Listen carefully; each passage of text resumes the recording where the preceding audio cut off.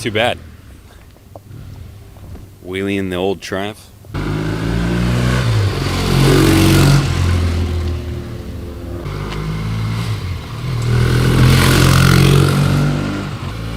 Holy shit.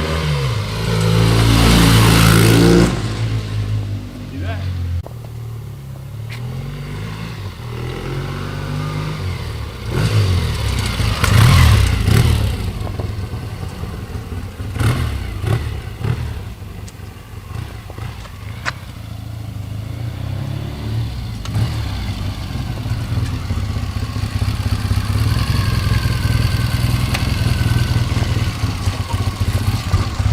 Hell yeah, Cletus. Let me tell you something. The words "long live the Queen" roll off my tongue after riding this thing, man. What a flashback to my youth.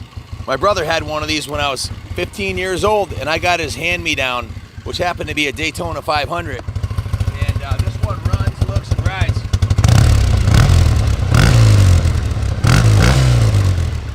This thing runs, looks, and rides every bit as good as his did back in 1979. This has been completely restored mechanically and cosmetically. This is the last of the Perron collection of classic bikes that we bought from his estate when he passed away recently. This is a beautiful piece, man. Check out the paint job on the tank. Absolutely stunning paint job. So judging by those third gear wheelies, it's safe to say someone intelligent synced the carbs on. Yeah, synced the carbs, rebuilt the motor, new pistons, rings, everything's been redone on it by the local resident Triumph guru out of Massachusetts. What was his name? I forgot. Todd Hutchinson. Yeah. What? Don Hutchinson. Sorry, Don. I murdered your name, brother. You should stop by more often.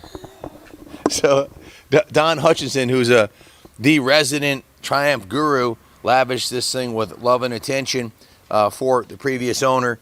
I guess I'll start at the front of the bike. It's got a new tire on it. The forks have been rebuilt. The brakes have been serviced. The front headlight and turn signals all work beautifully. The tack and speedo are in pristine shape. It's got a real cool, if you look at the key here, this attention to detail is off the hook on this thing. It's got the real nice, look at how nice the hardware is here on the handlebars. The handlebars look to be brand new. They probably are. The grips, the mirrors, the levers all look to be in new condition, as do the turn signals. They may be the original ones, but they look like new. Not often do we get a Triumph in from this era with the turn signal still on it. Even has a really awesome Triumph accessory luggage rack. The chrome on the rear fender is beautiful. Somebody must have hit their head and put the license plate on upside down. That'd be me.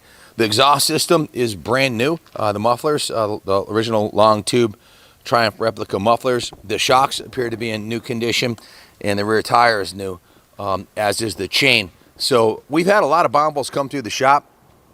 The only issue I see with the bike is the side cover badges are cracked on both sides. These are reproduction badges. They're probably the wrong fitment or something like that. I'm not sure, but the badges are cracked. Other than that, I'm sure that's an easy thing to get. It does have a new seat on it also. Check this out. This is the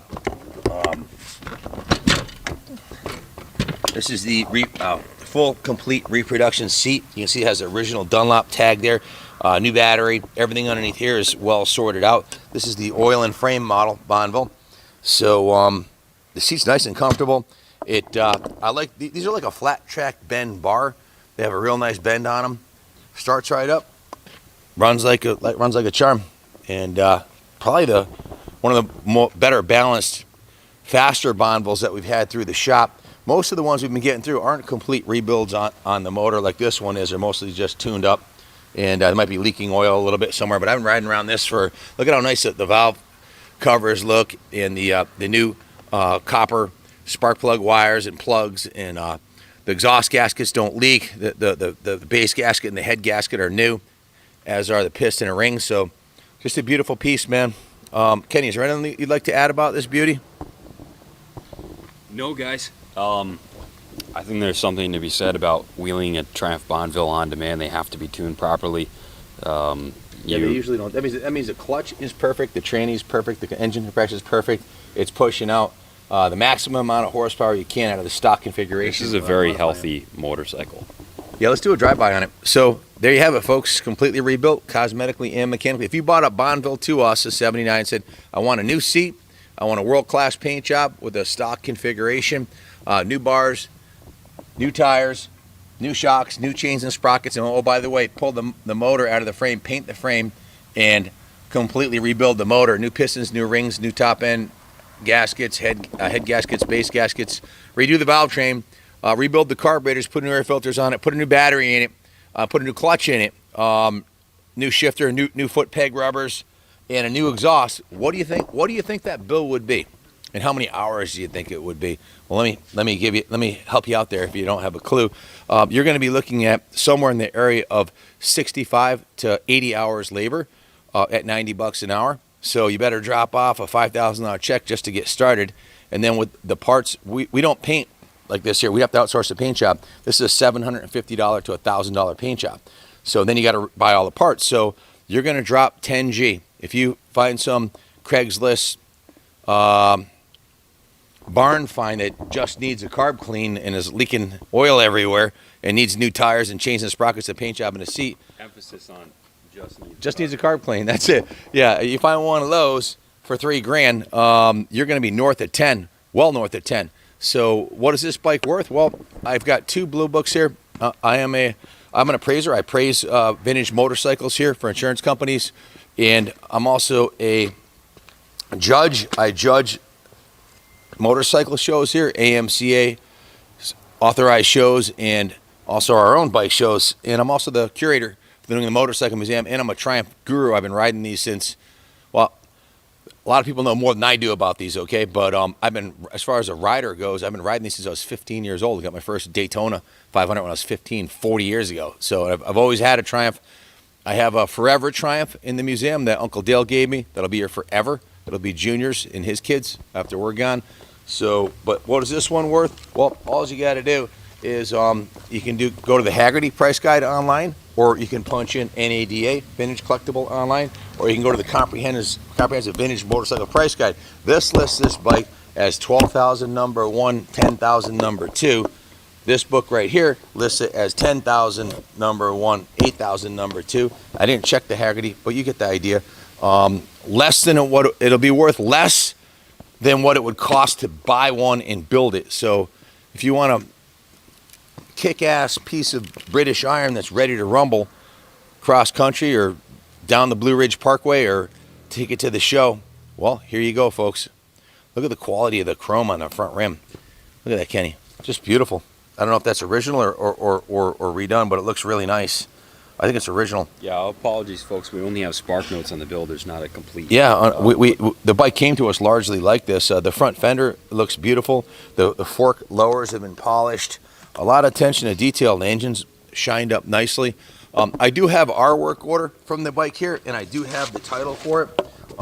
We're showing 6.5 hours in the shop and a full 2 days in the detail shop. It was steam cleaned. The wheels were soda blasted. All the chrome was cleaned and polished. The fuel tanks was waxed in, buffed. The seat was conditioned. The cylinders were repainted high temp black. The airbox was clean. The frame and subframe was touched up. The service department put a brand new Yuasa battery in it, and also rinsed out the tank and put a brand new setup because it had gas in it for probably a year and a half or so, 2 years.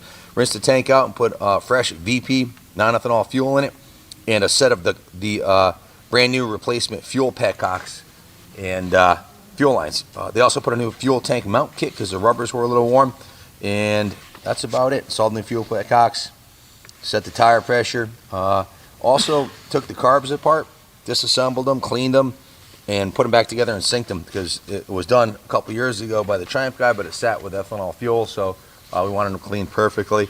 All that was done. Total of 22.5 hours labor plus $320 in parts. We have a $2,515 preservation invoice here, along with the title and a previous registration. Clean title in hand, so no fuss, no muss getting it registered. If you have any questions, give us a call, 860-454-7024. Again, the nicest running 750 Bonneville we've had through the museum here. Yeah, it actually runs nicer than Uncle Dale's, and he just redid his. His carbs need to be synced and everything, so we'll get his dialed in nicely. Thanks for watching. Stay tuned, and God bless America.